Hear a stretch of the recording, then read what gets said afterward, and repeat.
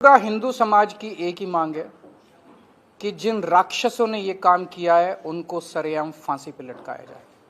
सब लोगों की यही मांग है। ये महापाप है, चंदा चोरी, लोगों की आस्था के साथ खिलवाड़, लोगों के विश्वास के साथ खिलवाड़, ये महापाप है। और इस महापाप को करने वाले सभी राक्षसों को इनको सरेआम फांसी पर लटकाया जाए। ये जब चोरी सामने आई है, एफआईआर करने के अंदर, जब मैं कल उतरा लखनऊ एयरपोर्ट अयोध्या की तरफ आ रहा था, एफआईआर उसके बाद हुई है। एफआईआर करने के लिए इतनी जद्दोजहद करनी पड़ी। और कल मैंने एक सुना मामला, जब मैं सोशल मीडिया पे पढ़ रहा था, आप मीडिया वालों ने चलाया, प्रधानमंत्री कार्यालय ने चंपत राय से उनके रिकॉर्ड मांगे, हिसाब किताब मांगा, चंपत राय ने मना कर दिया देने से। सोच सकते हैं, प्रधानमंत्री मोदी जी ने चंपत राय से रिकॉर्ड मांगे और चंपत राय ने मना कर दिया। इस देश में एक ऐसा व्यक्ति भी है जो मोदी जी को मना भी कर सकता है। वो मोदी जी ने मान लिया, रिमाइंडर भी नहीं भेजा, मान भी लिया। इसका मतलब आप सोच सकते हैं कि तार कहां तक हैं। चंपत राय के पास ऐसी क्या जानकारी है जिसके सामने मोदी जी भी बेबस हैं। एक बड़ी इंटरेस्टिंग बात है, अभी तक जिस चंदा चोर पार्टी ने इस मुद्दे को सबसे ज्यादा भुनाया, उसके एक भी नेता ने चंदा चोरी की क्रिटिसिज्म नहीं किया। उन्होंने इसकी बुराई नहीं की है, चंदा चोरी के खिलाफ एक भी शब्द नहीं बोला है। तो पूरा हिंदू समाज की एक ही मांग है कि जिन राक्षसों ने ये काम किया है उनको सरेआम फांसी पर लटकाया जाए। सब लोगों की यही मांग है। ये महापाप है, चंदा चोरी, लोगों की आस्था के साथ खिलवाड़, लोगों के विश्वास के साथ खिलवाड़, ये महापाप है। और इस महापाप को करने वाले सभी राक्षसों को इनको सरेआम फांसी पर लटकाया जाए। रावण के भक्त हो, जितने नकली, कतली, झूठे, फरेबे, काली बाजारी, चोर, उचक्के, रावण भी तो यही काम किया था। पत्र आप जैसे फर्जी हिंदू तो नहीं थे ना। अच्छा, राम नाम रटना पराया मालपना, वहां तुम्हारा रिश्तेदार गया है चपत राय। अरे भाई बताओ ना, जिस निर्मोही अखाड़े के बारे में सुप्रीम कोर्ट का आदेश था, तो योगी मोदी जी ने निर्मोही अखाड़े को क्यों दरकिनार किया? राम मंदिर के संग्राम में आप समझो, हकलाओ मत है, हकले चुप, हकला रहे हो, कितनी दवाली खाते हो यार तुम तो, ऐसे बेचैन हो जैसे कुत्ते के पूंछ पर लात रख दिया हो। भरोसा नहीं तो सुप्रीम कोर्ट। अरे यार फिर वही बात, क्या फिर वही बात? बदनाम करना पहली बात आप बंद कीजिए। आप लोग शर्म है? अरे शर्म है तुम्हें? राम विरोधी। अरे भाई या धर्म विरोधी? तुम्हारे कहने से हम राम विरोधी हो गए? बिल्कुल आप है। तुम लोग दलाल हो, तुम लोग इस भाजपा के भरवे हो, इसीलिए तुम भाजपाई लुक्खे हो। तुम इसलिए राम मंदिर में लूट मचा रहे हो, मुंह में राम बगल में छुरी।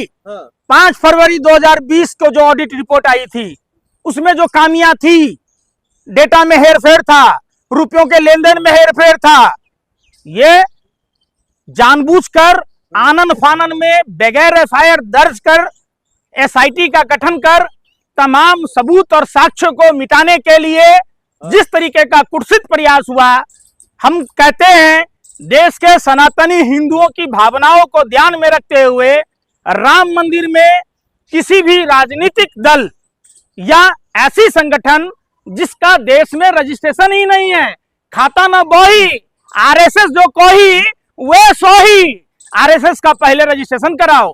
आरएसएस की भूमिका 1924 से लेकर 2026 तक संदिग्ध रही है।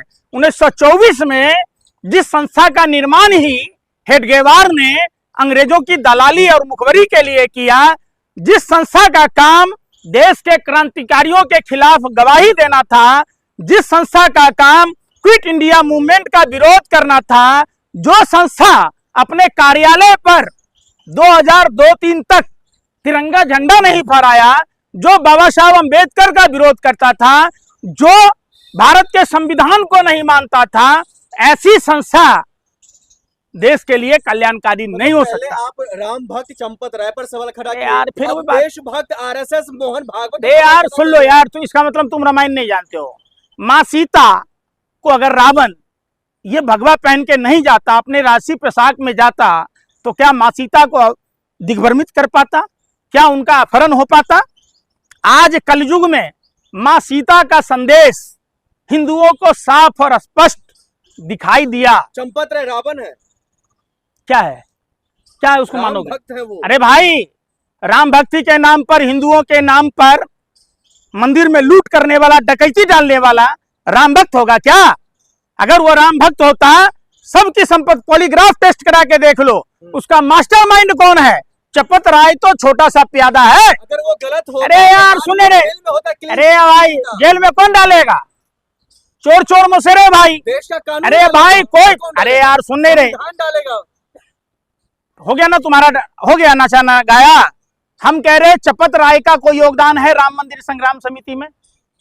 नृपेंद्र मिश्रा उस समय अधिकारी था जिस समय कार्यसेवकों पर गोली चली थी, ये तो पता है तुम्हें। क्या कौन सा सस्ता नशा करता था ये लोग कि कार्यसेवकों के हत्यारे, हिंदुओं के हत्यारे को राम मंदिर में बैठा दिया?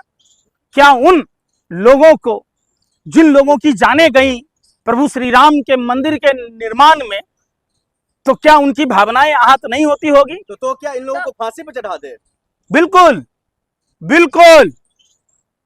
जो व्यक्ति हत्यारा हो उसे फांसी की सजा हो, और एक दो व्यक्ति की नहीं, सार्वजनिक सामूहिक हत्या है ये, जिसका मास्टरमाइंड नृपेंद्र मिश्रा है।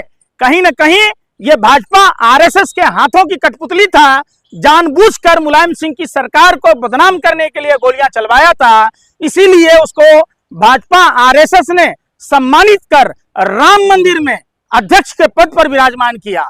अगर कोई लोभ लालच नहीं होता तो हिंदुओं के हत्यारे को राम मंदिर में क्या काम? पंकज जी, तमाम जो संगठन जहाँ पर भावना आहत हो जाते हैं वो सारे संगठन अब चुप बैठे हुए हैं। देखिए आरएसएस बगैर रजिस्ट्रेशन का, देखिए आरएसएस का एक हिंदू जागरण मंच हुआ करता था। जब ईसाइयों के हमले पर जब वो घिर गया तो आरएसएस ने हाथ खड़े कर दिए कि हमारी संगठन नहीं है। इनका स्वदेशी जागरण मंच संस्था है जो कहता था पेप्सी कोका कोला विदेशी है, इन्हें भगाओ देश बचाओ। तो आज क्या कोलगेट और पेप्सी कोका कोला विदेशी नहीं है? आज क्यों नहीं देश बचा रहे? ये लोग उपद्रवी लोग हैं, नफरती लोग हैं, गोरे अंग्रेजों के दलाल और मुखबिरों की टोली है।